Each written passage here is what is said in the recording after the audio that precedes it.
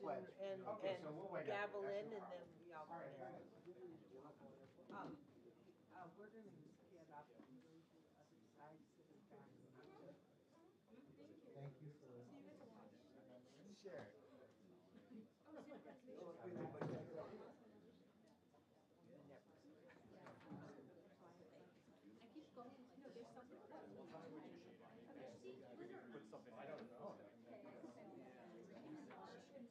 All right, currently shifting down.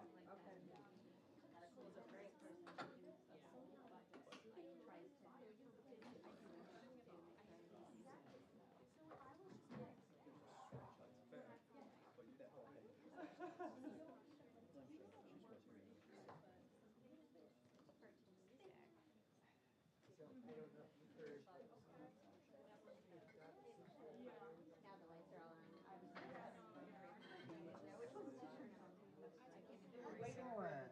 excellent.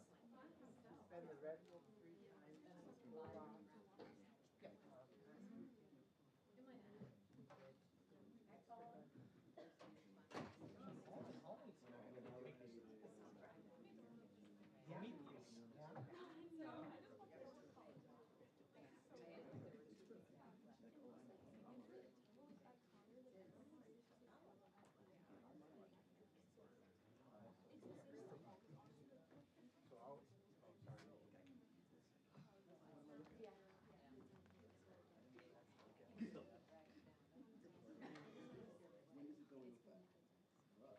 We'll bring them in right after.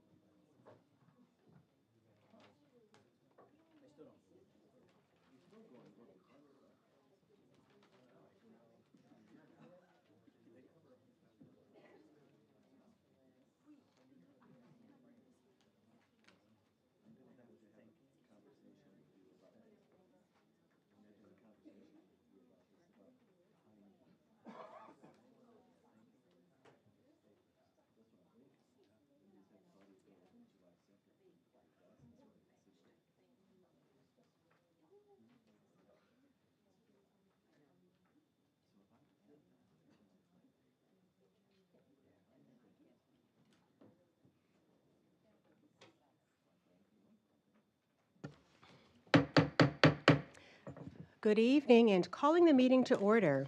Welcome to the West Hartford Public Schools regular Board of Education meeting. It is Tuesday, December the 17th, 2024. Charlotte, may you please call the roll? Mr. Gagnon, Here. Mr. Goldman, Here. Dr. Harris, Here. Ms. Merrimon, Excused. Mrs. Nazarella, Present. Dr. Thomas-Farquharson, Here. Mrs. Yagaloff, Present. Student Representative Sarah Granquist, Here. and Student Representative Alexis Nguyen. Here. Thank you. And Sarah, may you please lead us in the Pledge of Allegiance? I pledge allegiance to the flag of the United States of America and to the republic for which it stands, one nation, under God, indivisible, with liberty and justice for all. Thank you.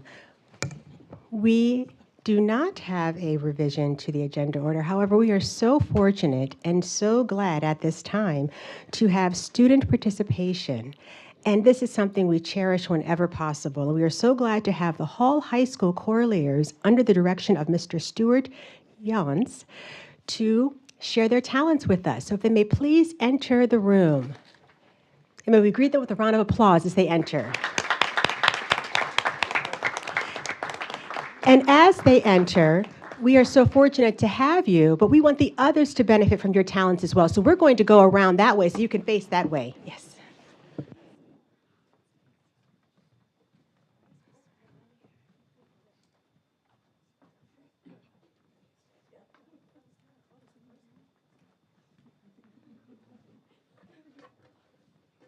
Good evening. I'm Dr. Stuart Younse, and we're here at the Hall Choraliers. We have 2 songs for you. The first is a song called Sleep, which is by Eric Whitaker. Eric Whitaker is one of our probably biggest choral composers in the last 20 years. This piece, Sleep, he wrote to the words of Stopping by the Woods on a Snowy Evening by Robert Frost. And for you lawyers in the room, the family of Robert Frost said absolutely no way. He said cease and desist order, and it didn't happen. And so he had another poet come in and write words for it. So it's called Sleep. And then we have a very special, fun event after that. All right, give us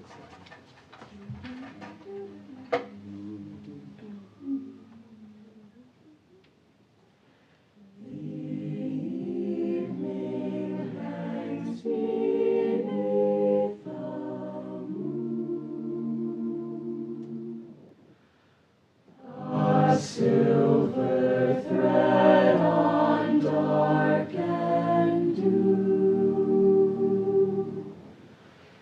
with closing eyes and resting head, I know that sleep is coming soon.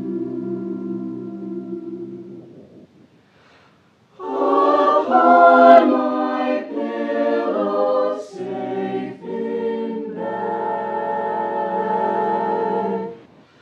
1,000 pictures fill my head.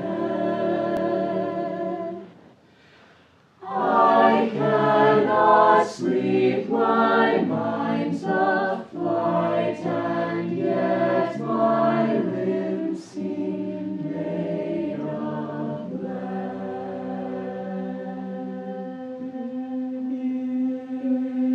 If there are noises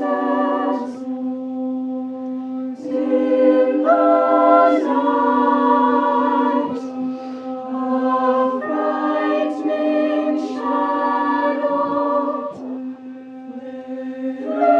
flickering lights, then as I surrender unto sleep, where clouds of dreams give second sight.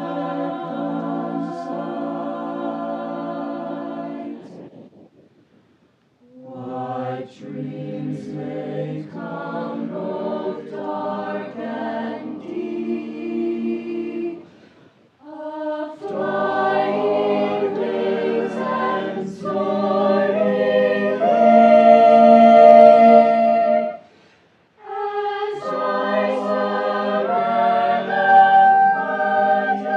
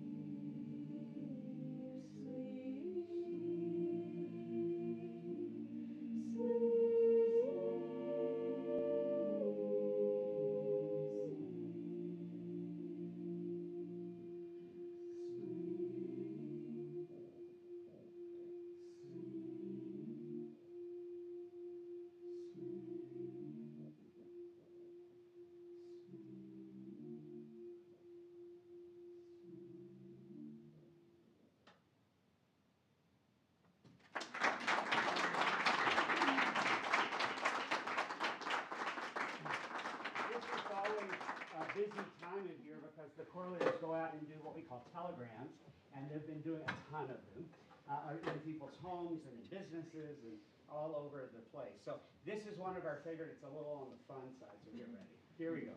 On the first day of Christmas, my true love gave to me a partridge in a pear tree. On the second day of Christmas, my true love gave to me 2 turtle doves and a partridge in a pear tree. On the third day of Christmas, my true love gave to me 5 golden rings, 4 coins. chance, 2 turtle doves. And a partridge in a pear tree. On the 9th day of Christmas, On the my true 8th day of Christmas, my true love came to me. 8 Maids of milking, 7 maids of milking, 6 maids of milking. You better watch out, you better not cry, you better not partridge in a pear tree. On the 9th. Oh my God!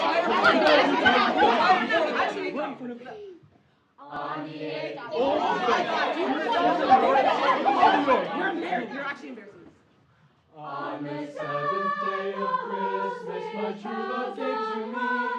Here we come, the wassailing along the lane, so.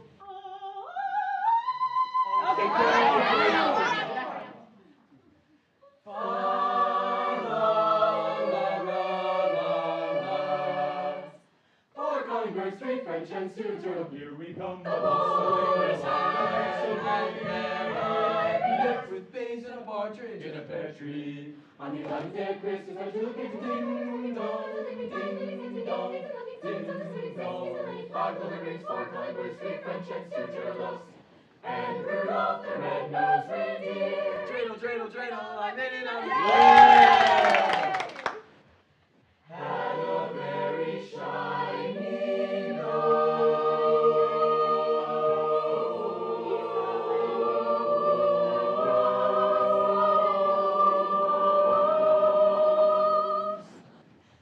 I'll be home for Christmas. And a partridge in a pear. 4 golden 3 birds, French hens and a duck duck quack.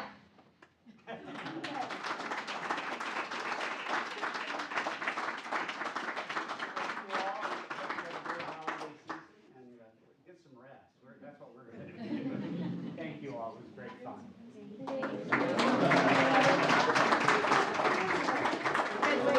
Guys, wait. Hey, y'all want to come? Come back. Y'all should. That's a back.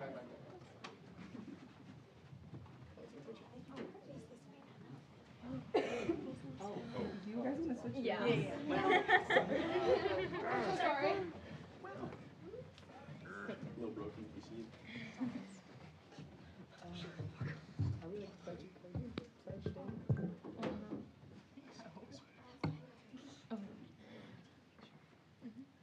Well, and sir, please come in as well. This is speaking to all of you. Wanted an opportunity to directly say how proud we are of you. I'm so glad you ended with the cheery song, because the first song I was holding back tears galore. And so the cheery song was, but first of all, teammates, please, any comments you would like to make before I continue? It was beautiful. You literally sounded like angels. Thank you. And thank you so much for the work you're doing. My child loves your class, so yes. I've seen you from afar, you know, at holiday events and stuff, but it's great to have you all in this room. Thank you very much. And I was actually, right before you guys got here, I was just saying to Claire that I've been having a lot of trouble getting in because there's only 3 weeks between Thanksgiving and Christmas, and it's just been really hard to kind of get in that vibe, and so this has really helped. So selfishly, thank you very much. We all please, yes. No, go ahead, please, yes. I'll just echo what everybody said. Thank you for your beautiful presentation. You all have beautiful voices. Thanks, it was very nice. Thanks. And ditto to what my colleagues have shared. Again, you make us all so very proud. Your voices are angelic. Your talents abound. And it's wonderful to see how you're showcasing now and just to know what the possibilities are moving forward. Please know that we cheer you on, whether you are before us or whether you are out doing whatever that may be. You make us proud, and you remind us of why we serve, and you remind us of why we do what we do. And now I'm getting choked up again. And you are the reason for that. And so thank you for continuing to remind us of our purpose and of our charge. We are proud of you, and many blessings to you all. Thank you so much, and thank you so much for your wonderful leadership. Thank you so very much. Thank you. Thank you.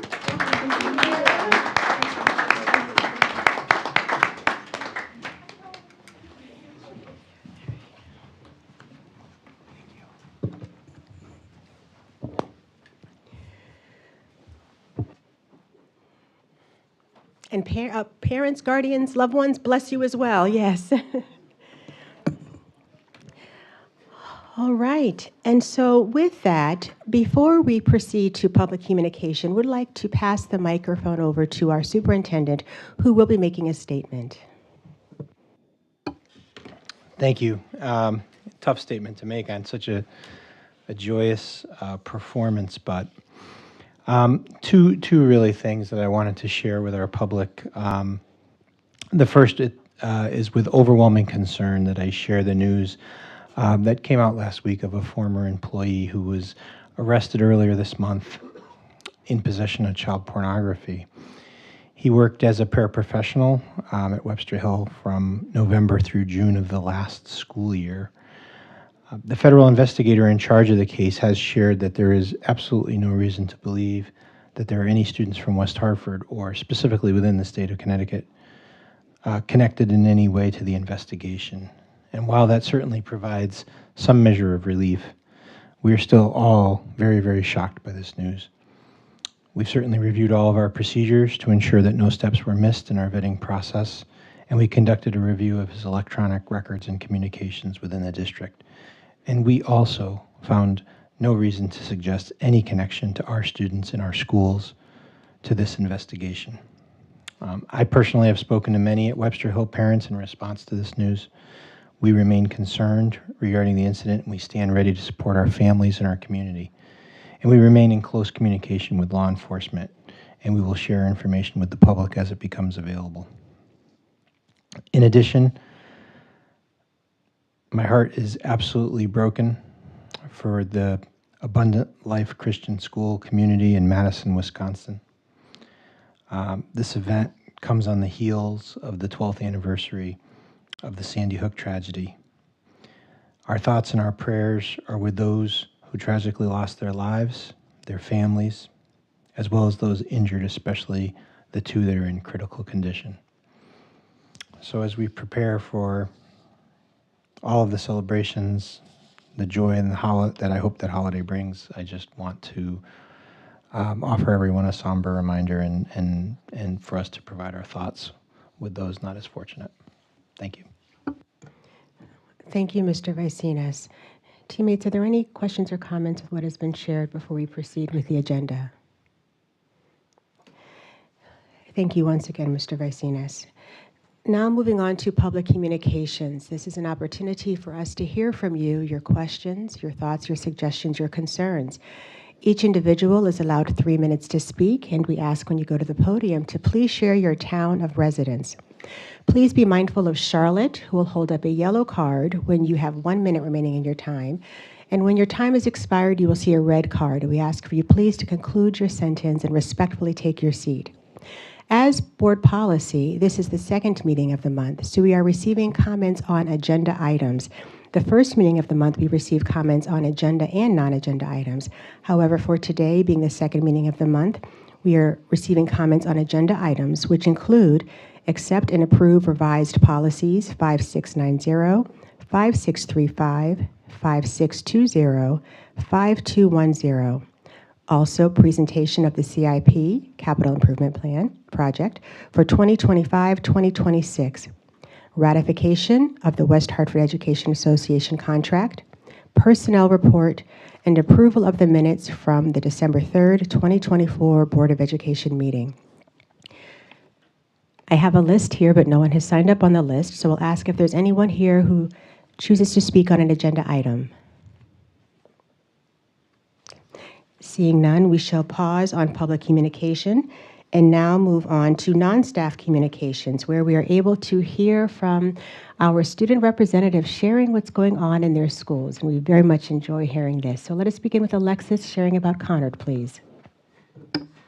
With winter break creeping up, Conard will be finishing 2024 in a very productive manner.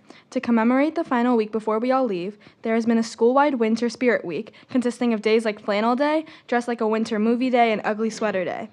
Additionally, the Junior Class Board's Holiday Helpers program received a plentiful amount of donations, and gifts will be getting delivered soon. This past Thursday, the Anxious Generation presentation took place, and there were around 550 participants. We are grateful to all of the attendees and many volunteers who helped with this informative event. Additionally, we received great feedback from the Screenagers event and are excited to continue the conversation on February 11th at Sedgwick Middle School. Thank you to Karen Kukish, the principal at Sedgwick, West Hartford Prevention Council, and Community of Concern for their organization.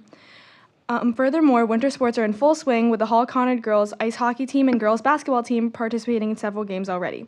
Other sports will be having their first games and or meets in the upcoming days, with our boys basketball home opener taking place tonight. Good luck to all of our winter athletes. Our annual winter concert will take place tomorrow night at 7 p.m., consisting of the Conard choirs, orchestras, and bands. We look forward to a night filled with wonderful music. The Thespian Cabaret will be held at 7 p.m. in the Black Box on January 9th, and rehearsals for our school musical, Disaster, are officially underway. On Saturday, Conard's Quiz Bowl team competed in a tournament at Belmont, placing third out of 30 teams from across New England. They officially qualified for both NAQT and PACE, the national tournaments. Congratulations to Charles Haight for placing first individually overall out of 117 players. Also, after much preparation, the mock trial team will be returning to the courthouse tomorrow to compete against another school, so we wish them the best of luck. Finally, the Gap Year Fair will be taking place on January 14th at 6 p.m. at Hall. We encourage interested students to attend and learn more about taking a gap year. And it's that time again for 8th graders and their parents to start thinking about high school. Conard will be hosting the 8th grade Parents' Night at 7 p.m. on January 15th in the auditorium. Thank you, Alexis. And Sarah, please share what's going on at Hall. Even with winter break coming up, Hall is in full swing with activities in every department. Last Friday, Hall participated in the Connecticut PJ Day for the kids.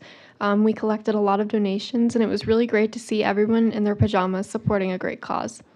Our winter sports have started in the past few weeks, and our boys and girls ice hockey teams had their first games last week, as well as basketball, indoor track, and boys swimming. On Friday the 7th, the Hall Unified Theater put on an amazing production. They did so without a dress rehearsal due to the snow day, and we are so proud of everyone who was involved. Last Friday, Hall's improv group, The Answer, had its first show of the year. And as always, The Answer had an amazing turnout. This is really a Hall favorite event. This Thursday, December 19th, Hall's orchestra and band have their winter concert at 7 p.m., and we invite all community members to attend and support West Hartford Arts. The winter choir concert was also last night at St. James Church in the center. Last Thursday night, Zach Roush, lead researcher for the Anxious Generation and a Hall alum, came to talk to almost 600 adults and parents in West Hartford. This was a combined event hosted by West Hartford Public Schools and Solomon Schechter. Last Friday during the school day, Zach Roush presented about the Anxious Generation to students. I had the opportunity to attend the presentation, and I can say this was a very informative and thought-provoking event. So on behalf of Hall students, I want to thank Zach Roush and everyone who made this presentation possible.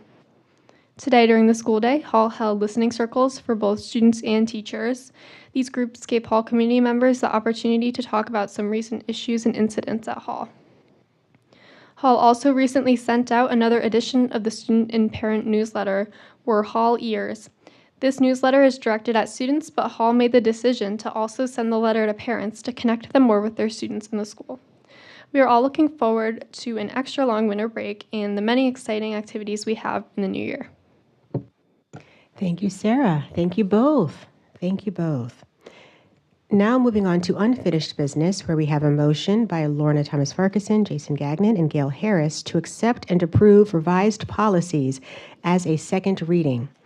Seeking a motion that the Board of Education accept and approve as a second reading the following revised policies, which were reviewed by the Board Policy Subcommittee, including 5690, Suicide Prevention and Intervention, 5620, Immunizations, 5635, Recess and Play-Based Learning, and 5210, Admission Entry Ages. Is there a motion?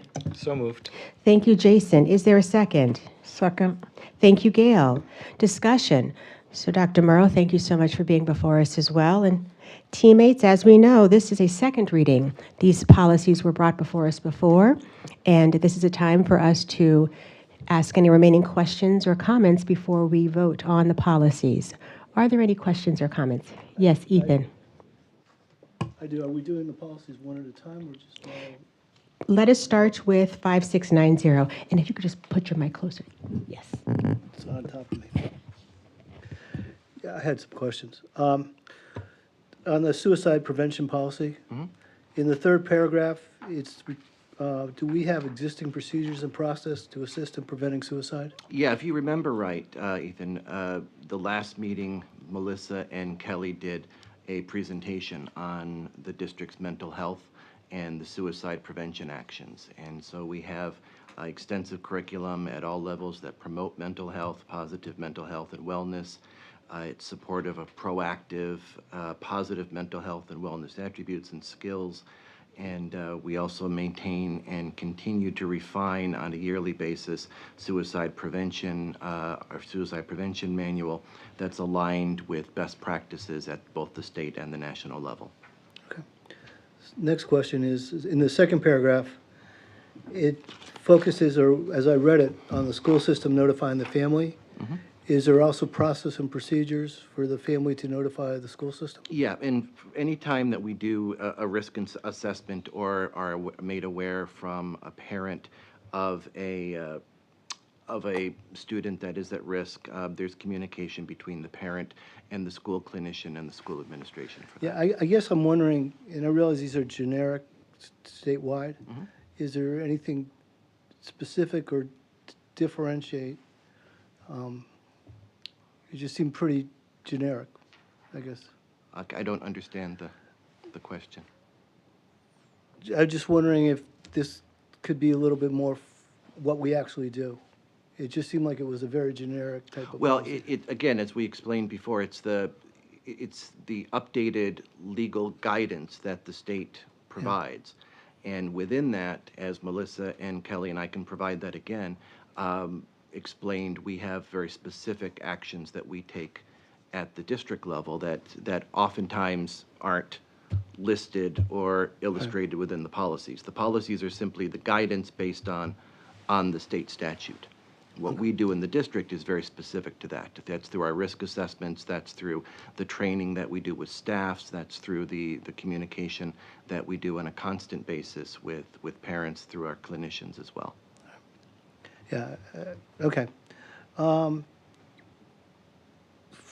the fourth paragraph, it's talking about a school assistant or student assistance program. Mm-hmm. Do we have something? We or is do, that what yeah. you were referring to before? Yeah, as Melissa and Kelly explained, we have multiple supports in place.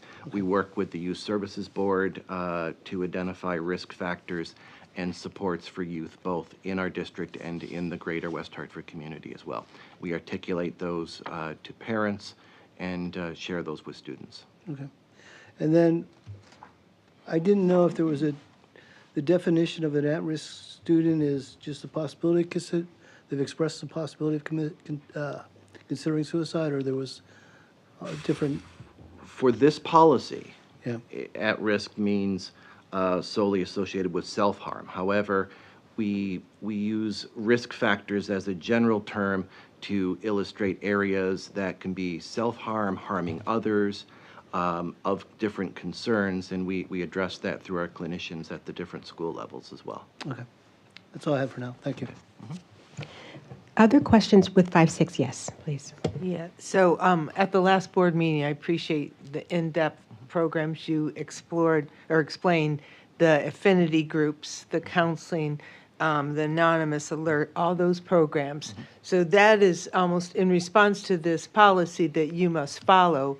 We have developed a Correct. program and an approach, and that was at last week's meeting. And if you remember, this is a replacement and an update policy. The policy has been in place in one way or another since 1990, if you look at the sheet there. And so this is just as we update the legal backgrounds based from the state, we continue on a yearly basis to refine and to work with our schools, to work with our clinicians, to work with the state and the latest guidance that they provide for that as well, and developing the specific programs to support students. Now, with your anonymous alert, I know the numbers have increased steadily, and it's being used more by the students correct. and people in And parents as well. Right. It's being used by parents as well who will, and I've spoken, my student shared that she saw this online and it concerns us, that type of thing. Now, do we carry or track any data about what some of the concerns are that are brought forward? Like, do you know what percentage are suicide-related issues that come through anonymous I can alert? send that to you again, but if you remember when Eric and I presented a couple of months ago, we had that breakdown in the report there, and it breaks it down by self-harm, by drugs and alcohol, Right. other risk factors in that as well. Okay, thank you. Yep. Other questions or comments regarding policy 5690? All right, any questions or comments regarding 5620, immunizations? Any questions or comments regarding policy 5635, recess and play-based learning? Yes, Claire. I don't recall having the presentation yet, but I'm wondering if somewhere within the year there will be something, because play-based learning is pretty part of the system in pre-K and K, but I'd love to know how it looks, what it looks like in first through fifth, and it doesn't go beyond elementary, correct? I'd be happy to, look at a potential report there. There obviously was some new legislation. While we've had play-based learning as a feature of our elementary curriculum for any number of years, there's been some recent legislation sort of mandating play-based learning, and that's also provided us the opportunity to review our curriculum, what we're doing. We've made some additional purchases for resources. We have some exciting things that, if it's of interest to the board, we'd be happy to talk more about it. I'd like that. Any other questions regarding 5635? Any questions or comments regarding policy 5210, admission, entry ages? All right, we'll ask a wide brush. Any other outstanding questions or comments regarding the policies on the floor? Seeing none, we will vote, but we'll vote individually. So beginning with policy, and we'll do a roll call vote, please. Beginning with policy 5690, suicide prevention and intervention. May we have a roll call vote, please? Mr. Gagnon? Yes. Mr. Goldman? Yeah. Dr. Harris? Yes. Ms. Merrimon, Mrs. Nezarella? Yes. Dr. Thomas-Farquharson? Yes. Mrs. Yagaloff? Yes. The motion passes. Moving on to 5620, immunizations. Mr. Gagnon? Yes. Mr. Goldman? Yes. Dr. Harris? Yes. Mrs. Nezarella? Yes. Dr. Thomas-Farquharson? Yes. And Mrs. Yagaloff? Yes. The motion passes. Policy 5635, recess and play-based learning. Mr. Gagnon? Yes. Mr. Goldman? Yes. Dr. Harris? Yes. Mrs. Nezarella? Yes. Dr. Thomas-Farquharson? Yes. And Mrs. Yagaloff? Yes. The motion passes. And policy 5210, admission, entry ages. Mr. Gagnon? Yes. Mr. Goldman? Yes. Dr. Harris? Yes. Mrs. Nezarella? Yes. Dr. Thomas-Farquharson? Yes. Mrs. Yagaloff? Yes. The motion passes. Thank you all very much. Dr. Murrow, thank you very much. And now moving, that's why you're staying there, yes. All right. And now moving on to new business. Presentation of the Capital Improvement Plan, CIP, for 2025-2026. And you have teammates there joining you. Before we have introduction, seeking a motion, please, that the Board of Education receive the Capital Improvement Plan for 2025-2026 and begin the process of reviewing for final approval and adoption at the February 19th, 2025 Board of Education meeting. Is there a motion? So moved. Thank you, Jason. Is there a second? Second. Thank you, LaToya. Discussion. Mr. Racines? Absolutely. Well, happy to have my colleagues at the table. You guys are very, very well acquainted with Dr. Morrow, Liz Hewitt, our Director of Budget and Finance, and I believe everyone knows Robert Palmer, our Director of Plant and Facilities. So very happy to turn this over to them, and you all should have a capital improvement plan book that's been distributed, and there is a link on our website so that folks can also look at the full report. Ethan? Clarification. There was another sheet of paper dropped off. Oh, Is that apologies. Thank you different? for the reminder. The first page, we just had a slight typo in the second paragraph, so that first page is replacing that, and I'm sure that in their presentation, they'll highlight what that correction was. But the numbers haven't changed. The overall numbers, there was, I'll just say it. So in the 24-25 capital improvement plan, it talks about, there was a statistic that said we had a $450,000 difference, and that was actually corrected to a $1.1 million difference between the board adopted and what was the final approval from the town council. So The chart is the same. the chart is the same, and I'll let these guys. All right, I was just trying to trust they understand. will fully explain it and point it all out in case there are any questions. Okay, thank you. All right.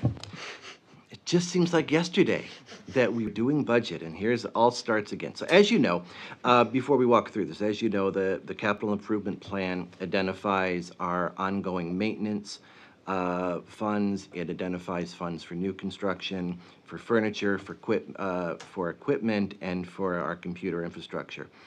And so what we do is we allocate, the town allocates appropriations for 2 years in the CIP, which is why you see a 2-year period on this. And this is one of those situations where your recommendation then goes before the town manager to fold into the town's capital improvement plan, so that you're approving your recommendation, and then the town approves the appropriation for this. And so with that, I will turn it over to Bob to walk through where we've been and where we're headed. Thank you. So what we typically do is just do a review of the previous capital improvement plan from the previous fiscal year, which was 24-25.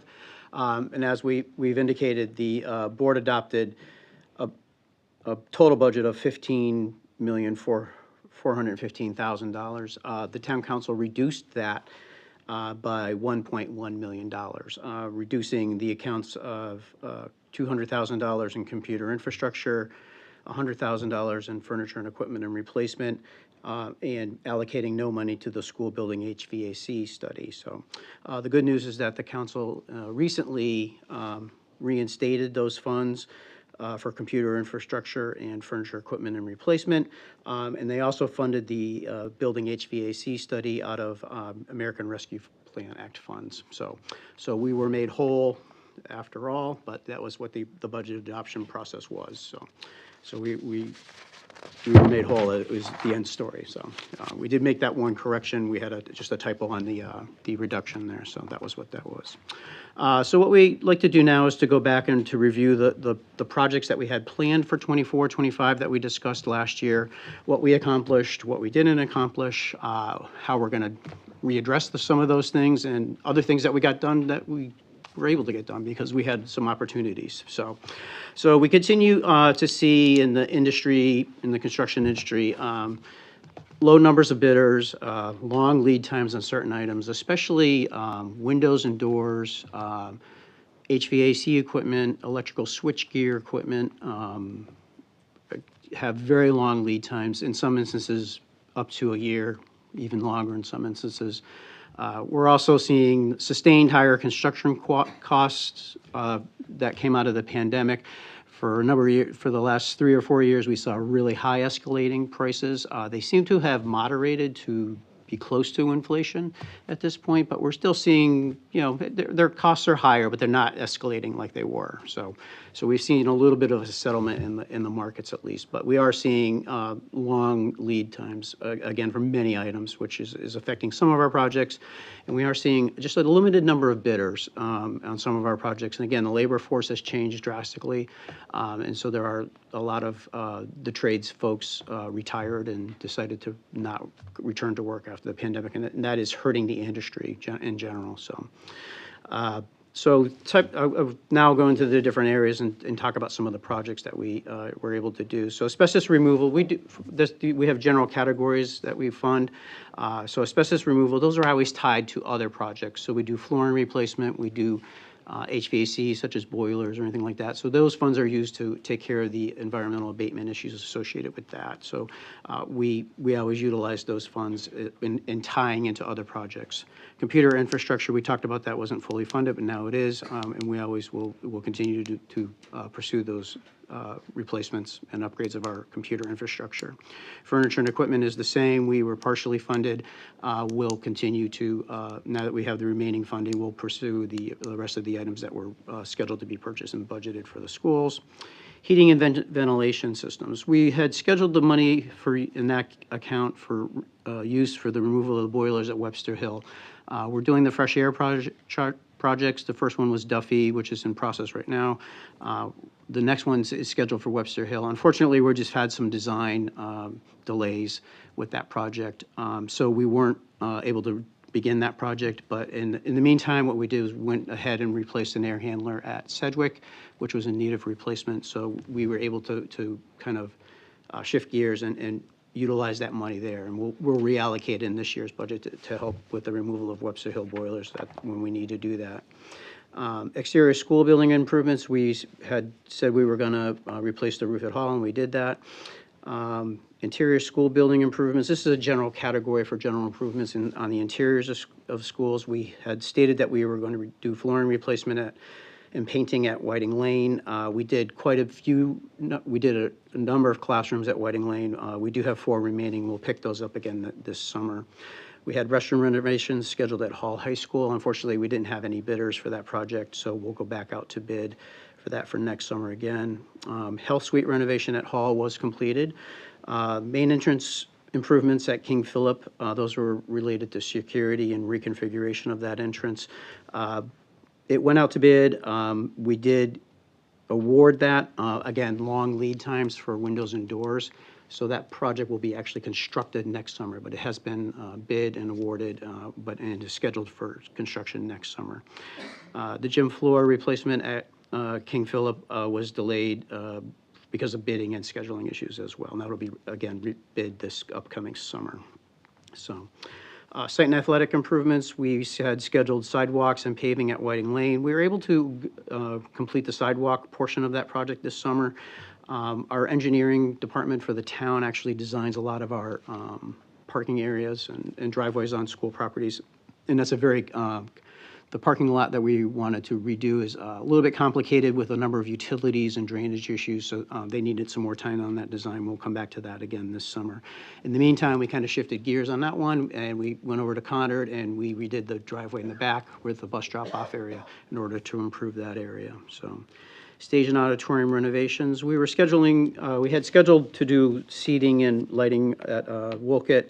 We postponed that until next summer, as we'll be doing a lot of construction associated with the front entrance thing, so we thought we could tie those together and do that at one time. So, elementary school air quality, again, this Webster Hill was scheduled for year 1. We're just running into some design delays. We're just wrapping up design now. Next steps with that is to go to the state for review in association with the HVAC grant that we've received. They have to review the project before we can go to bid. So we're hopeful to get in during January to get that done, get out to bid in February, awarded in March, perhaps get some of the work done during the summer of 2025. But again, we'll have long lead times, so we'll likely have a 2-summer kind of project at Webster Hill, similar to what we've been doing with Duffy. And I'll just give you a quick update on Duffy. So it's not mentioned in here because we had approved that funding several years ago, but we did begin the fresh air and window improvement project at Duffy this past summer. We made quite a bit of improvement, advancement there in the schedule. We got quite a number of classrooms completed. During the summer, we got all the hallways prepared for the ductwork and other improvements. We're continuing to work through the school year. We're shifting. We've brought in 4 temporary classrooms at that site. We have 4 second-grade classrooms that are out in that, those 4 portables for the entire school year. And we're shifting classrooms internally. That freed up space internally in the building to give us that swing space, so we're able to shift the construction around. So we've been able to isolate 2 wings at different times through this fall, and we've already completed those. We've done 5 classrooms since school started, along with the associated hallway areas, and now we're shifted to another 4 classrooms on the front side of the building. And we'll continue to do that through the school year. We have another set of classrooms to do, and then we'll pretty much be done until the summer, and then we'll really go crazy with it again during the summer and hit those bigger areas like the gymnasium, the cafeteria, auditorium, main office area, and complete those areas well. So, and we should be able to finish all that work up by August of next year in time for school to reopen. And then we'll have a fully functional fresh air conditioning throughout the entire building. So it's a large project. It's very complicated, but it's going very well. Students are doing well. They're adjusting well, and the teachers are doing well too. It's a little bit of an interruption as we move and shift classrooms around, but we're getting really good at it. So, the final was Woket security and office improvements. That was slated to begin last summer. We ran into we had some delays from zoning through the zoning process, and we had to address some issues.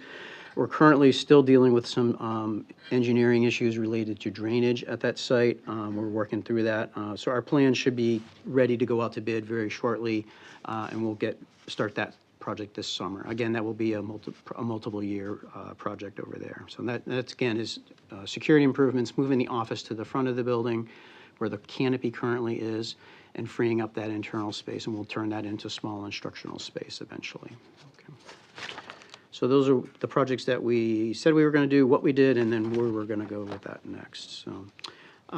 So in preparation of future plans, we do a 12-year CIP plan. We forecast out, you'll see in Table 3 that we do 12 years of financial forecasting, what we think we're going to need for finances. This allows the town to budget, to forecast their budgeting for capital improvements. But the real nitty-gritty of it comes down, we really are focusing on the next 2 years for the budget adoption. So what I typically do is I plan out with my staff and talking to teachers and principals and other people in the district about what some of the needs are, where we need to focus our efforts, and some of the deficiencies that we need to fix and upgrade our facilities. So we really focus on the next 2 years. You'll see some of the projects are listed in the 3rd year as well. Those are known projects that we're going to do in year 3. But again, the adoption will be for years 1 and 2, which is 25 and 26, and 26 and 27. So, and I'll just quickly describe some of the projects that we have slated in those the next 3 years. So Aiken, we plan on doing some restroom renovations at Aiken during the summer of 26, fiscal year 26-27. Brayburn roof replacement. This is an error. I apologize. I reversed this. This is going to be fiscal year 26-27. That'll be the summer of 26. That's a Brayburn roof replacement. The Bugby roof replacement will take place this upcoming summer, 25-26, fiscal 25-26. I'll fix that for the adoption meeting. So we also plan on doing restroom renovations at Bugby during the summer of 26.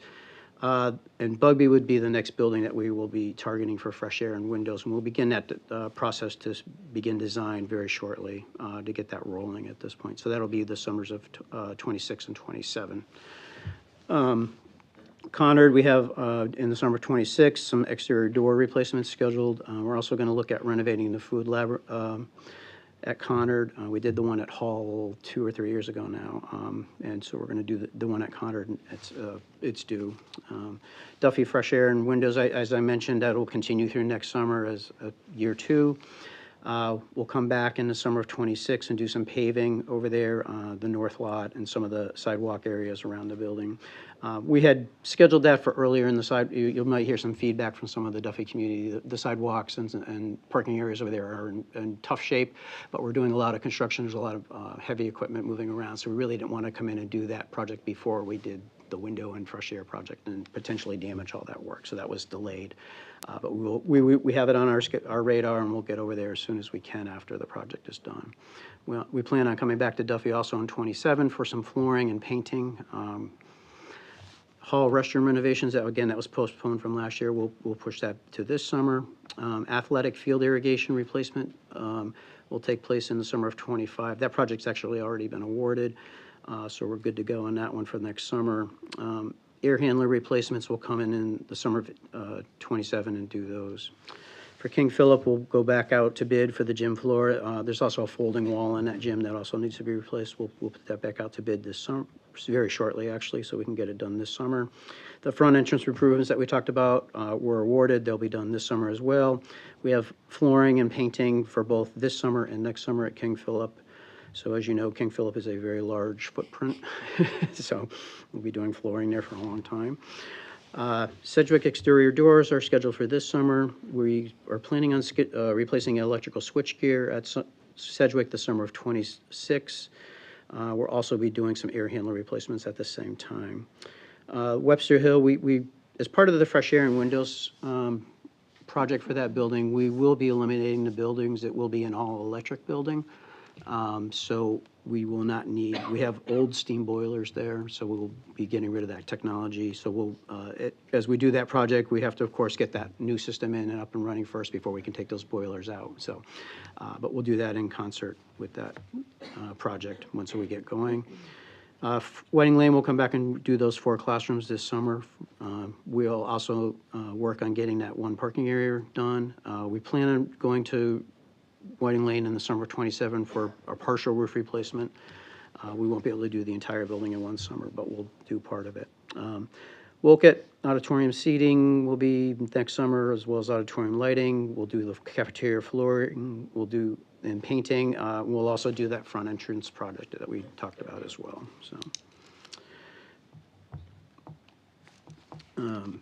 So that's really the projects that we have identified for the next 2 years. We've given you a little bit of what's in the third year. We don't have a well-defined program for the third year yet because we're really adopting the first 2 years, but we do have an idea of some of the projects that we'll be taking on. So I'm happy to answer any questions you might have.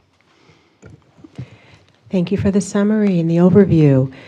Questions, comments regarding the capital improvement plan? Yes, Claire. Hi. Thank you for the report. Also, I noticed the tower got done in the last year at Sedgwick. It looks beautiful. So I'm assuming that stuff like that, like the Connor Gym exterior that's being worked on, there must be projects that are done throughout the year that aren't on the CIP, but is that within the school budget or is that a town budget? Yeah, a lot of those are operating budgets. We do pick up, generally we use operating money for stuff like that. So operating for painting and stuff like that. So the tower was done with Sedgwick's budget? Operating budget, right, not capital.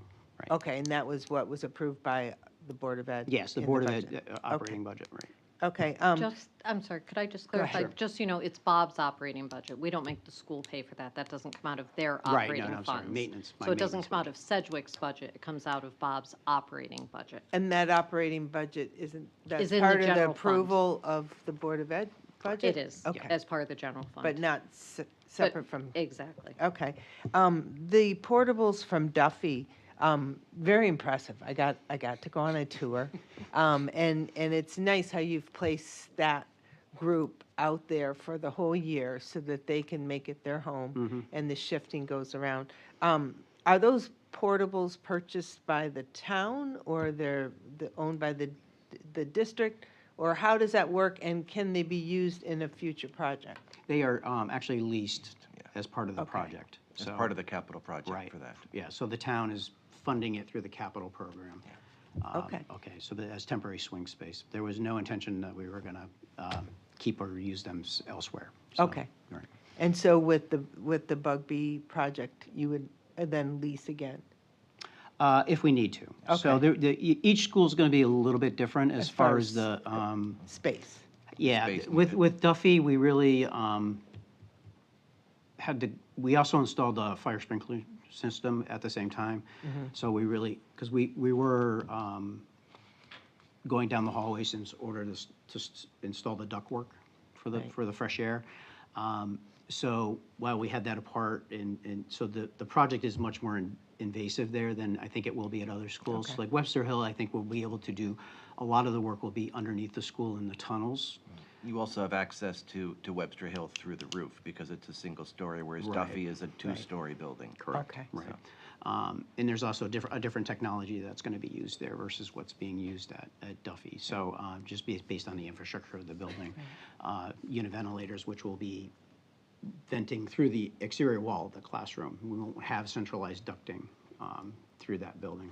So they'll get their fresh air directly from a unit in the classroom. Okay. Versus a main system. So it's a little bit different technologies. Each building will be a little bit different, and the approach will be different. So, but if we need swing space again, we certainly will, lease classrooms What you again. need. So yeah. So And the last comment, the cafeteria renovation that's covered through nutrition services, that area that is not used by the community or for other purposes that's related to food is covered by the Board of Ed budget. The other area of the cafeteria, with all this renovation going forward, is there work going to be done in the rest of the cafeteria? Because it seems like if you're going to upgrade a cafeteria that much with equipment and new line, that you might want to do some floor or that. Is that anywhere in the budget, or? it's yours. So, so you're right, the actual food prep area is going to be covered by nutrition services, but at the same time, we are going to do a refresh of the cafeteria as a whole.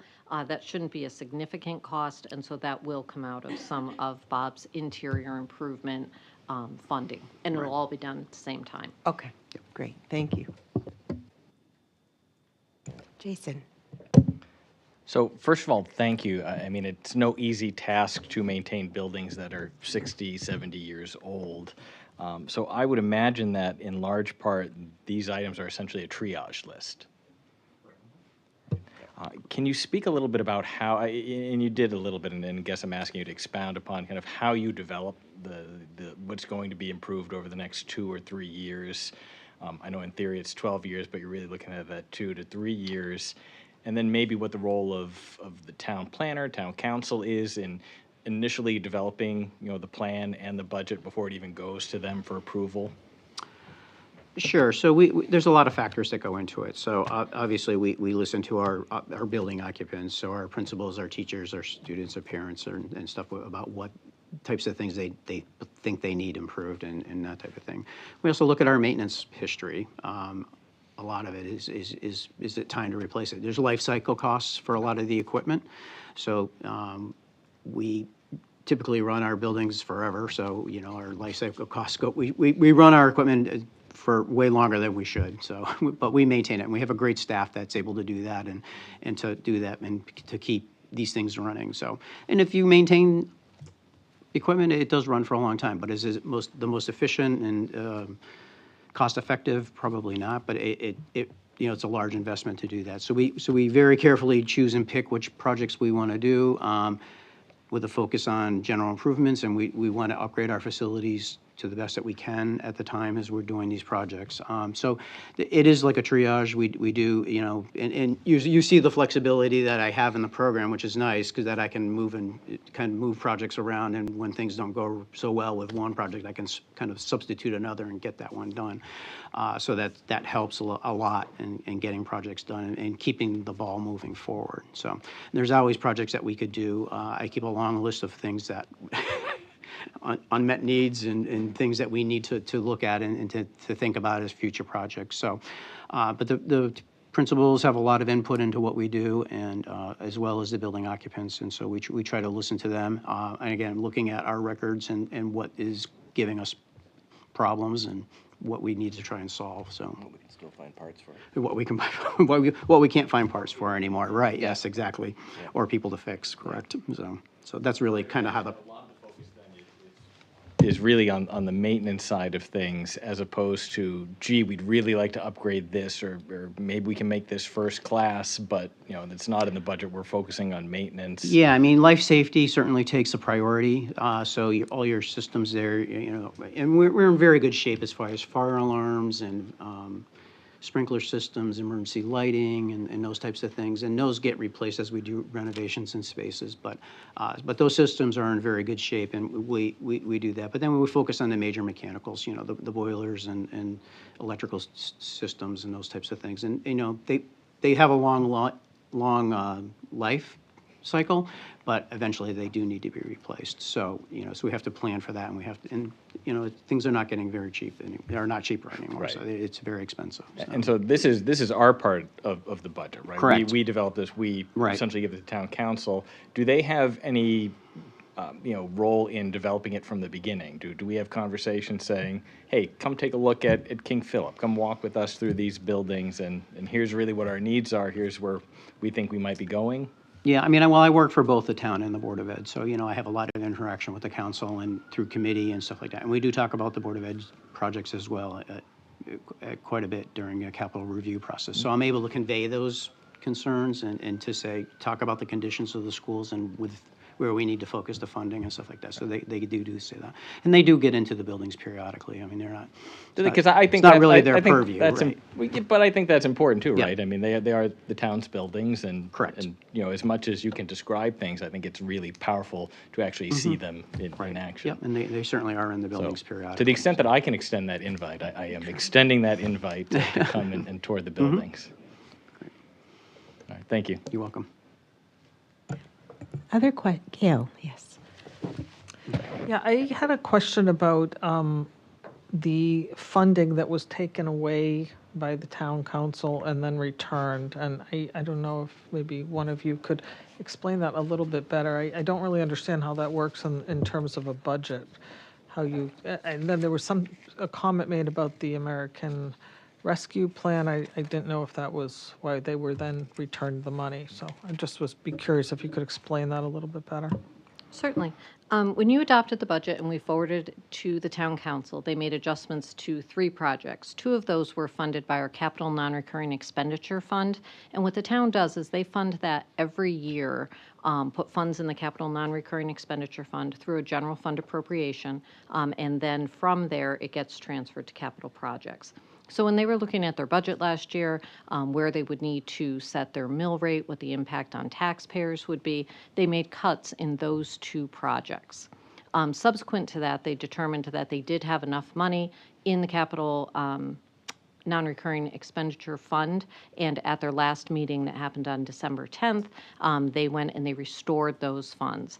In part because we went back to them, explained that, while we certainly understood the changes that had been made, the needs that we had as they related to computer infrastructure and furniture and equipment really were pressing, and so we worked with them to restore those funds. The third project was the HVAC study. You may recall there was state legislation that requires us to go through and do HVAC study in all 16 schools. We had proposed that be funded through the capital project. However, the town received money through the American Rescue Plan and had sufficient funds, and this project qualified for funding under that grant program.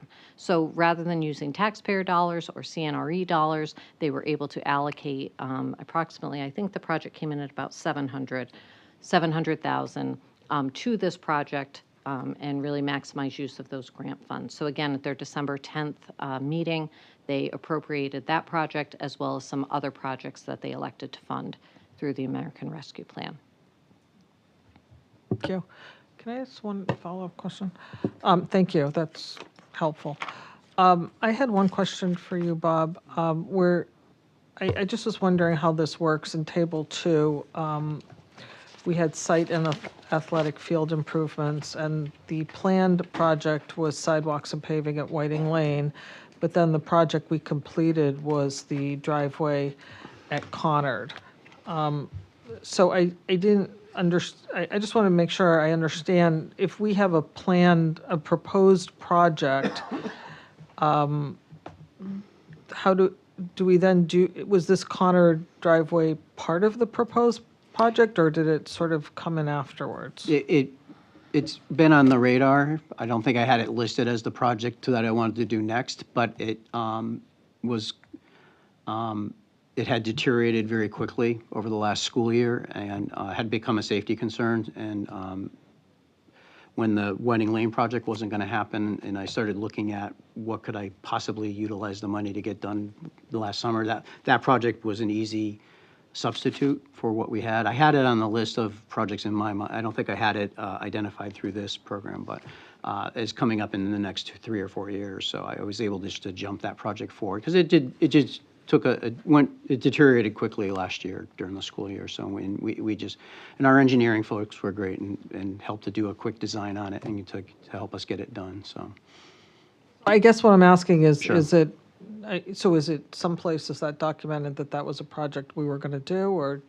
yeah, I did have it on the list of projects to be done, yes, so. Okay. Claire and then Ethan. Yeah, just a question. The school building HVAC study, when it wasn't funded to the tune of $800,000, what would that mean for the state requirement of having the study if that was not approved? And so would we be in violation of the state, or was that turned down by the town with the idea that they might find the money elsewhere? Either way. I was just going to say that if they hadn't have found the money other ways, then it would have been taken, it would have had to come from an operating budget for that. But they were aware of this project, and we had talked to them at the time. We had talked to the town manager at the time that this funding was cut, and he felt confident that they would be able to fund it in a different manner. Ethan. So I don't have a conceptual problem with it, because $12 million to me, thank you, is a lot of money. But the reality is the 24-25 budget was 15.4.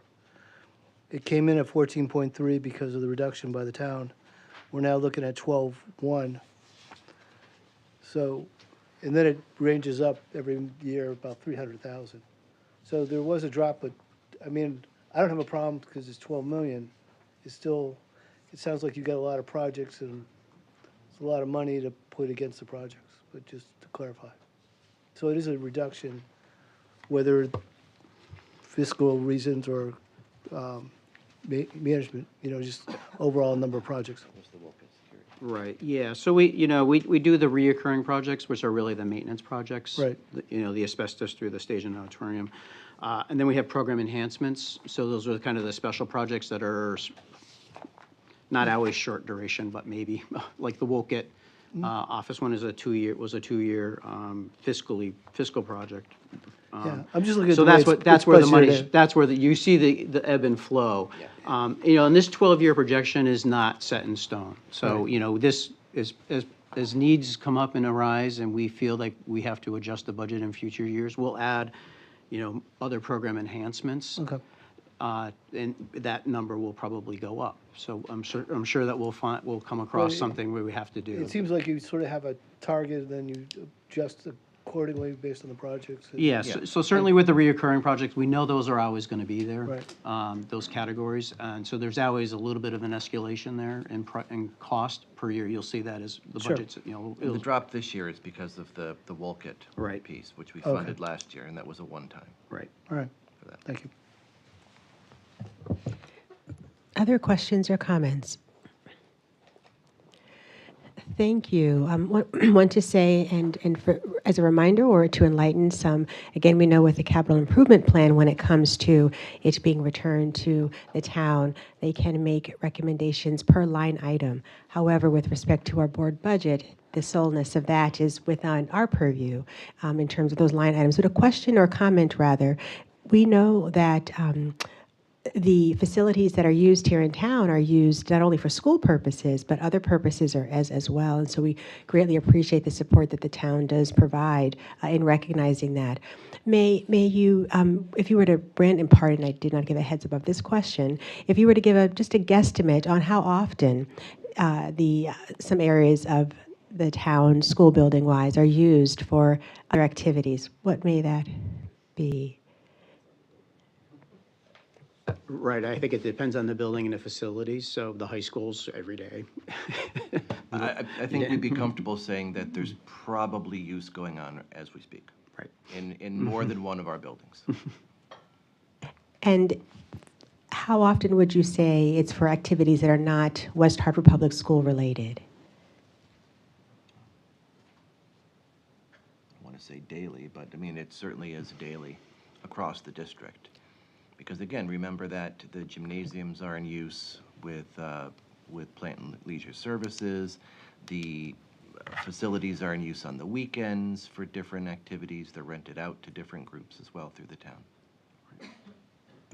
Thank you. And just a reminder that all hands on deck in supporting these facilities. So thank you for reminding of that. Any other questions or comments? Just a fast Yes. comment, if I may, and I think it falls right on the heels, is, Bob mentioned he works for both and oversees the schools, plant and facilities, but also for the town. So that's not only our 16 elementary schools, that's all of the town facilities, this building here and everything else. So he has an absolutely gigantic job, manages all the projects for all of those different pieces, and obviously extremely knowledgeable. So I just want to recognize him and thank him for the work that he does. We ditto that as well. Thank you so much. Thank you. Thank you all.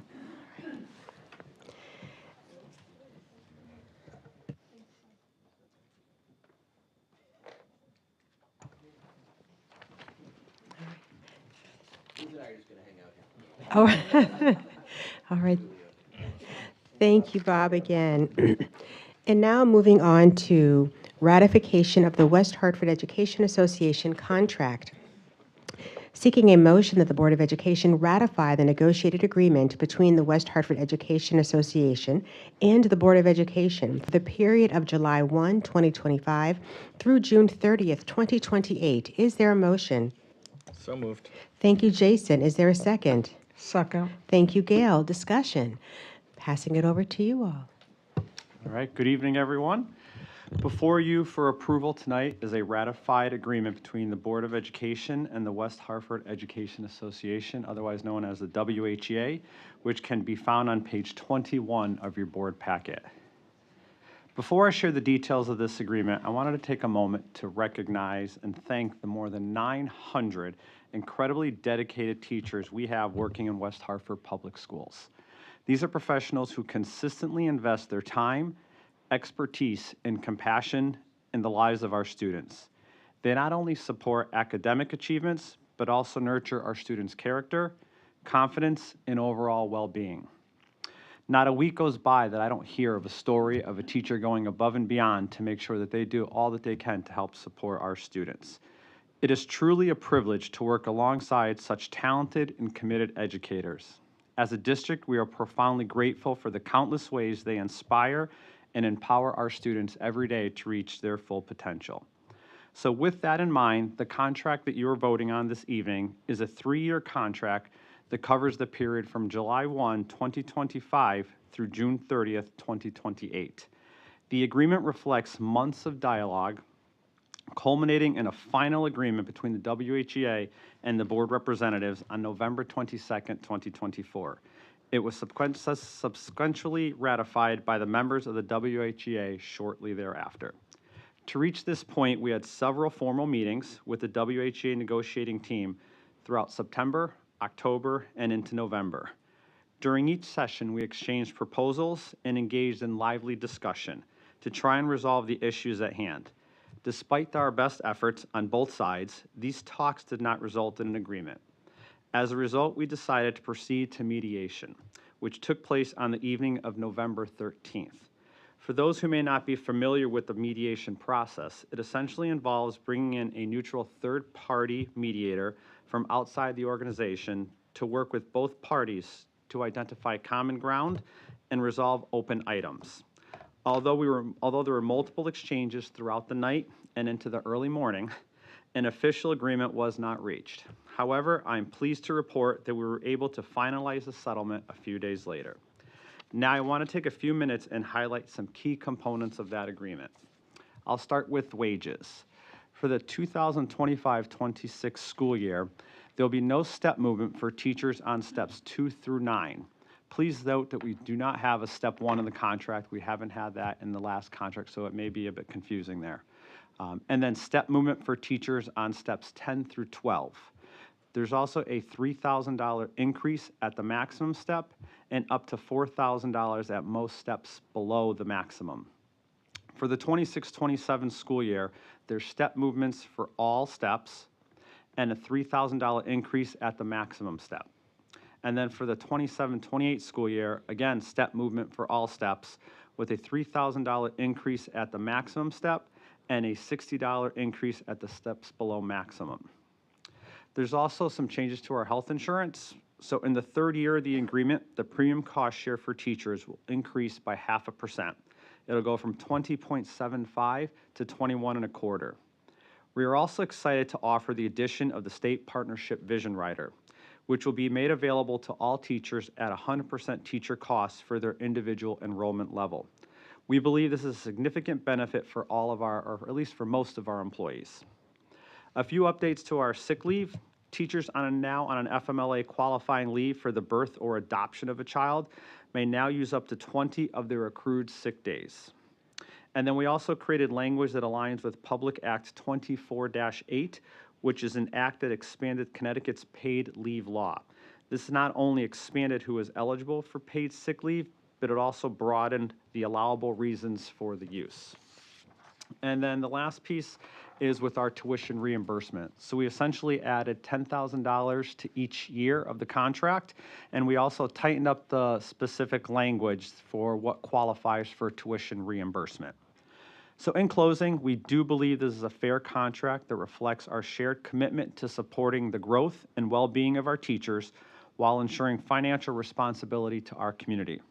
I am confident that this contract aligns with our efforts to ensure that West Hartford Public Schools remains an exceptional place to come learn and also to teach. Thank you, and we'd be happy to answer and address any questions that the board may have. Thank you very much. Teammates, any questions or comments? Yes, Jason. Before any questions, we also just wanted to thank you, Lorna, and Jason and Gayle for joining us on this exciting journey over the past couple of months. We appreciate your commitment and your patience as it all played out at these long nights. On behalf of us three, thank you very much. Thank you. I was wondering if you could take the wages in those year breakdown and monetize that for us, because I think that would be helpful to know what exactly, in terms of, when we go forward budgeting, what that is going to need, what we're going to need to allocate for that. Certainly. Are you looking for a total by year? Yes. Okay. So in 25-26, the increase to this wage schedule will result in an increase to our budget of $3,996,000. In the following year, fiscal year 26-27, the increase will be $4,158,000. And in 27-28, the increase will be $3,777,000.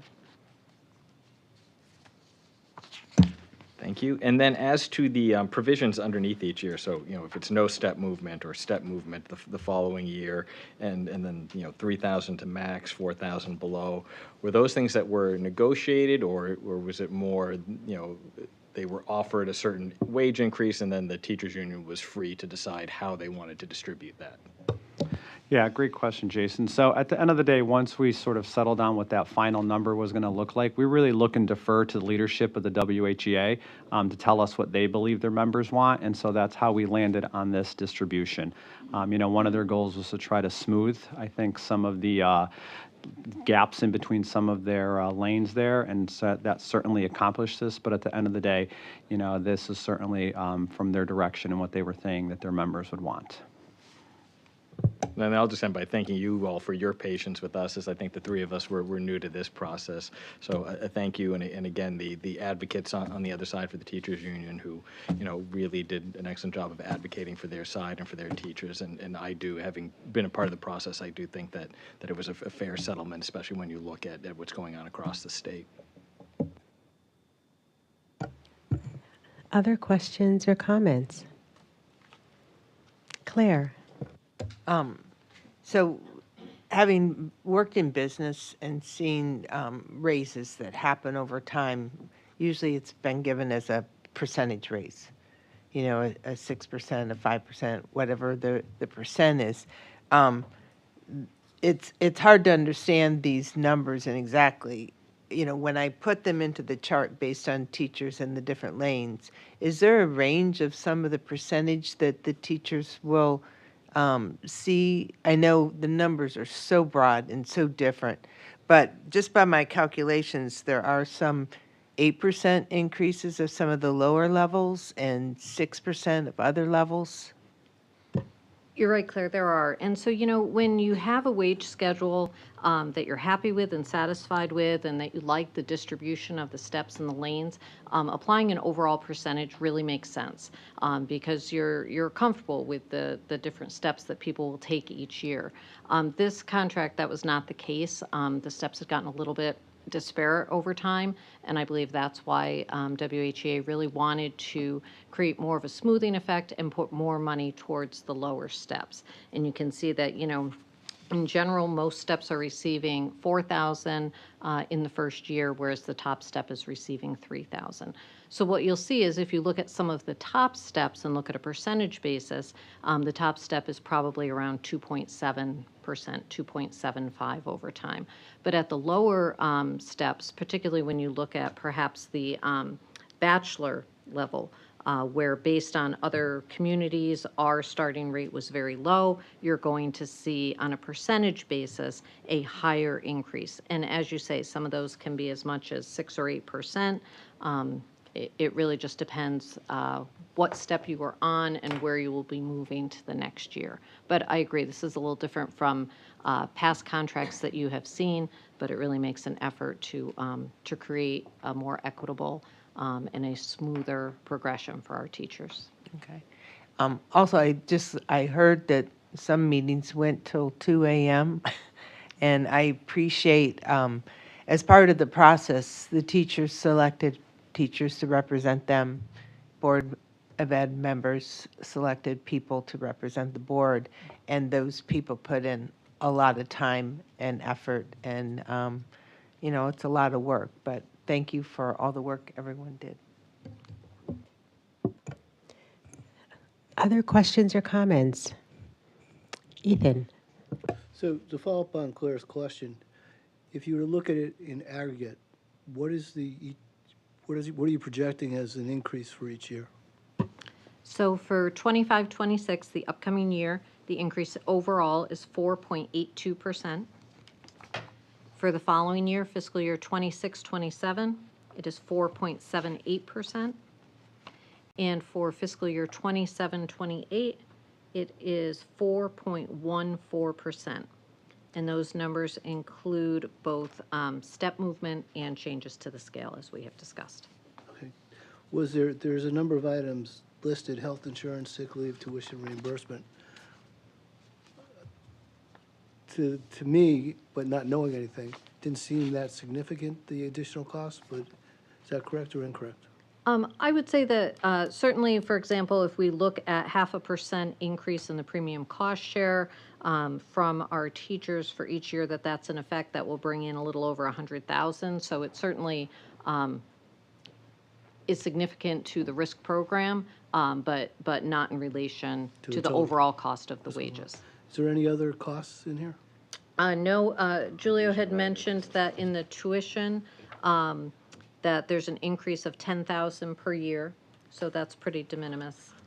And the Vision Rider. And the Vision Rider, there's no cost because although we're offering that and it is a nice benefit, it is at 100% participant cost. I was just curious, the tuition reimbursement, is that first come, first served, or do you No. generally is higher than people apply for? So essentially what we do is we collect all of those requests, and once they're approved, we track all of that, and we look to see how much that total sum is at the end of the year. And once we have that total sum, if it's under the, what's been allotted for the district, then everyone gets their $1,500. Yep. If we go over that, then what we do is we prorate that, and that was an agreement that we also had with the WHA, which it'll be a percentage that everyone will get. And so that line item never changes, so we know what it's going to be for budgeting purposes, but certainly for folks within the district, that's something that they have to be aware of as they go through. So the 1,500 is a target? For the individual. For the individual, yeah. Correct. Thank you. Yeah, and as Liz and Andy mentioned, I truly am excited to get into that vision partnership. I think as we look at, how we can continue to show like the great things that West Hartford has to offer our teachers, I think this salary structure certainly makes us very, very competitive. and attractive from a salary standpoint. I think we're very attractive from the professional development and all that we do already for our teachers. And then to offer some of the benefits like a vision plan with, again, no cost to the district, I think is another thing that we can incentivize. And certainly I want to get out there and market. And although Andy may laugh at it, I look forward to, watching all the benefits that offers to our teachers and that partnership with everyone. Other questions or comments? Claire? I wasn't sure if you're still offering it, but do you offer a master's plus 10, master's plus 20, master's plus 30, so you get the steps?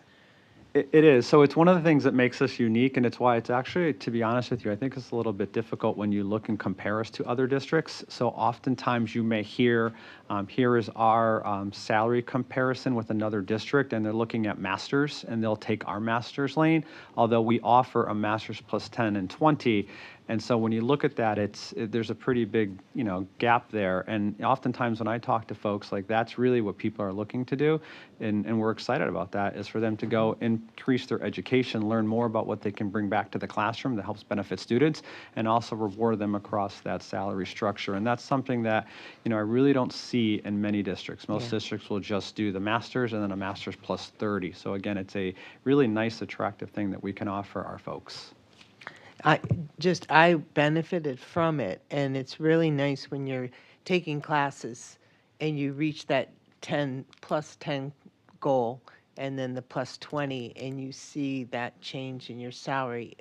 It's hard to go that 6th year and all those 30 credits, and to have to wait that whole long period before you see anything. It's a really nice benefit, and it's not something I've seen at other districts. Yeah, and I want to just piggyback on that and really also recognize Kim Davis and Linda Marsh in my office and Liz's office we've changed our process where we used to honor that only at the end of years to start for the new year, and now we've got a timeline in the middle of the year where if folks have hit that 10 credit, that we'll actually honor that in the middle of an academic year. And so there's a little bit more labor involved in that, but we really believe in recognizing folks' efforts and incentivizing that during the year. So again, I want to thank those folks in my office and the folks in Liz's office that help track that extra work. One last thing. You don't require a sanctioned 30 credit program, right? You approve the courses that a teacher wants coursework in, but it doesn't have to be a central 30 credit degree in something else, correct? Correct. What we look at is, what's the relevance to their day-to-day work. And so if we see some folks who find some courses based on, we could see a direct connection to how that'll help improve student learning, then we're going to be okay with that. Now, most folks like to go down a path. If they're looking at getting some type of additional certification or a degree, then they'll certainly go down that. But, it's one of the things that, again, we do is we look at every course that folks have put in for, and we have to pre-approve it so that they know, and we tell them, make sure you get it pre-approved so you don't do it. And then afterwards we say, hey, that's not relevant. And we've got, again, a really good system. And truthfully, as technology has evolved and there's more and more online programs, that's where we've seen a significant increase in the number of coursework that teachers are now enrolled in. Other questions or comments? Echo what my colleague Jason shared in terms of appreciation for you and helping us through this process, and certainly appreciation to our teachers. We greatly appreciate them and all that they do, and thank you for the collective support in that regard. And with that, we will now vote on what motion is on the floor. And with the motion on the floor, again, that the Board of Education ratify the negotiated agreement between the West Hartford Education Association and the Board of Education for the period of July 1, 2025 through June 30th, 2028. All of those in favor say aye. Aye. Any opposed? Any abstain? The ayes have it. All right. Thank you very much.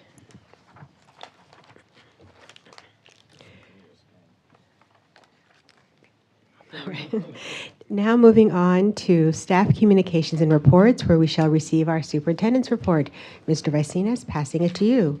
Thank you very much. There is much to celebrate. I know our student reps have already talked through some of those pieces, so I won't belabor them, but but just a huge kudos to the Unified Theater production over at Hall on December the 6th. Fox 61 recently highlighted our Next Chapter bookstore. It was part of their holiday gift guide tour that they were doing across the state, featuring nonprofits that make a big impact. And certainly our Next Chapter has proven itself to be just a dramatic success, not only as a post-secondary job site for skills training, but it's a literal gem here in the community and a really feel-good atmosphere. So I was very, very pleased to see that highlighted on the news.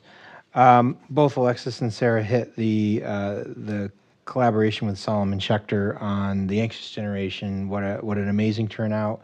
So grateful for Zach to also come into our 2 schools and give talks. And I wanted to just share with you that if you didn't get to see it, or if you did and you want to re-see some of it, there's a really short video that Craig Diamond in our AT department was able to put together, and I'll be sharing that with some notes following this. Sarah mentioned the PJ for Kids Day. I just wanted to say that based on the Connecticut Children's Medical Hospital website, West Hartford Public Schools was able to raise approximately $12,000 in support of cancer research and the Connecticut Children's Mission. So very, very proud of our students and very, very thankful for any coordination that happened within our schools to help support that. And obviously, we got a taste of just the absolute pleasure that's been going on in our schools all of last week and this week with the concerts across the district. The talents of our students is unquestioned, and very, very pleased. I think it was mentioned that there's a performance tomorrow night at Conard at 7 p.m., and then there's an instrumental performance at Hall on Thursday night at 7 p.m., as well as some elementary schools that still have performances. It was very exciting meeting for if you have an interest in school security and safety. December the 12th, we were host to the Capital Region Pre-K-12 Emergency Management Committee. This is a group of local school administrators, facility directors, school resource officers, security personnel, emergency management personnel, mental health professionals, and technology leaders throughout the capital area. They meet 3 times a year. They talk about school safety and security issues. Their most recent meeting highlighted an intelligence overview and update from members of our Connecticut Intelligence Center, otherwise known as CTIC, and a presentation of lessons learned from members of the East Hampton Public Schools and the East Hampton Police Department regarding a recent incident that occurred in their district several months ago. So just a great opportunity for us to gain insights and takeaways and share best practice with others. We're very pleased to learn on the curriculum front that we have been approved for an upcoming pilot of a new advanced placement cybersecurity course called Network Fundamentals. That will prepare students to take a certification course for a credential. And it's an effort under College Board's Career Kickstart program, which is a new program where College Board is really also, trying to focus in and around the career elements of preparation within a high school. So excited for that. Also received an update from Shelley Solomon, who's supporting our adult education program supervision. She reported on work to expand and enhance educational opportunities for adults in the community. Current efforts include a GED course taught in both English and in Spanish, a career navigator support for our English language learner and GED students, citizenship classes, digital literacy lessons, and the implementation of Saturday English courses for English learners, for adult English learners. I wanted to announce the Foundation for West Hartford Public Schools, a tremendous partner to education here in the community, is hosting a trivia night fundraiser that will be on Saturday, February the 8th from 4 to 6 right here at the Town Hall. And advanced registration is required and requested by January 20th. There should perhaps be some information floating around in our newsletters about that. And just timely for us, this Friday, December the 20th, is, wait for it, a full day of school. I know, look at the faces. Our schools and our offices will close for half days on Tuesday, the 24th, for our office staff and our custodians and such, and that will be in recognition of the holiday. But that is my report for this evening, and I'm happy to take any questions. Thank you very much. Any questions or comments regarding the superintendent's update we received? All right, seeing none, thank you so much. Moving on now to staff reports and board discussions, and we welcome back Mr. Giulio Duarte to provide our personnel report. All right, good evening again. Our personnel report can be found on page 23 of your board packet. As you know, per district policy, I provide regular updates on any changes related to our certified staff, including both teachers and administrators. Tonight, I'll provide you with a summary of these numbers reflecting all changes since my last personnel report back in September. This month's report includes the following: 3 resignations and 4 retirements.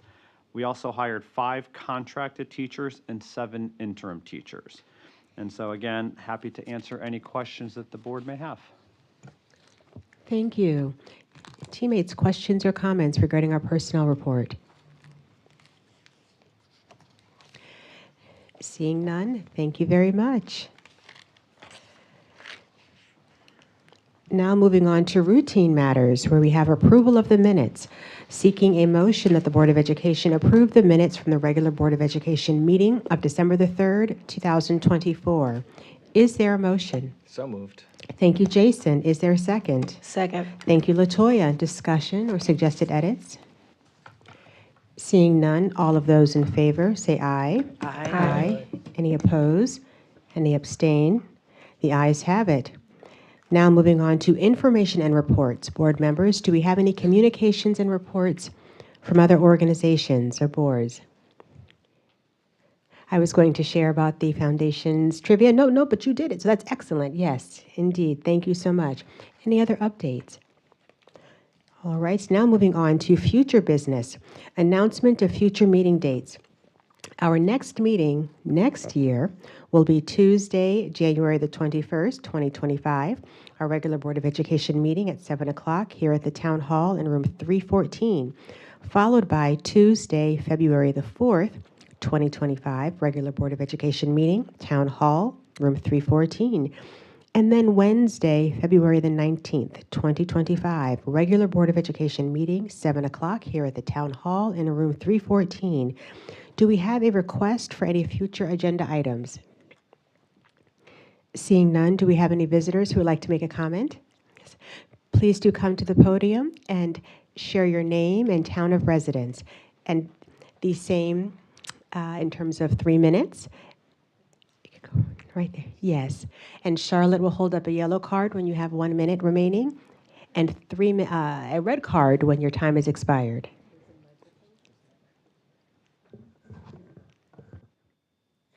Hi, my name is Katie Gregory. I am a Webster Hill parent. I spoke with Mr. Facinas last week in regards to the news about Jason Hurley, the para that worked closely with our children. I appreciate your genuine concern and empathy for our situation. That being said, I'm still very concerned about what went on at the school. I'm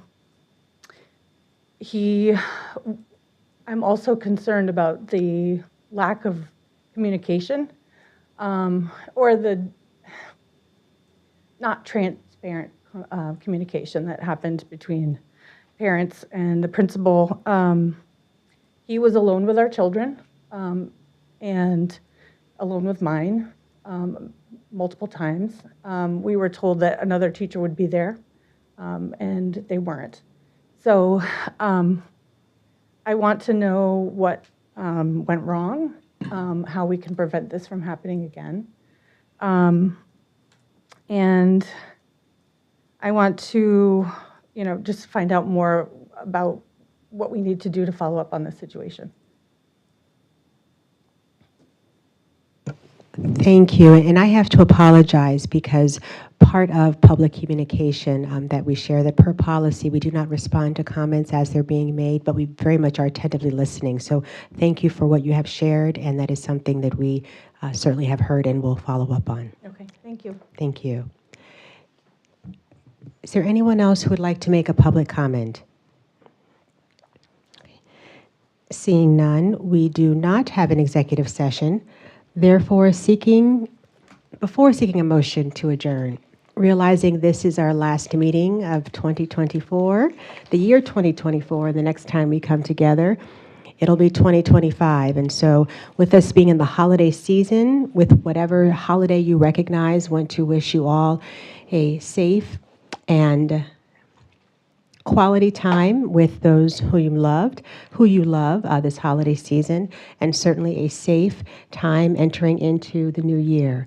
Board colleagues, want to say appreciate all of you so very much and look forward to our continued journey into the new year. And so with that, now we'll seek a motion to adjourn. So moved. Thank you, Jason. Is there a second? Second. Thank you, Ethan. Meeting adjourned.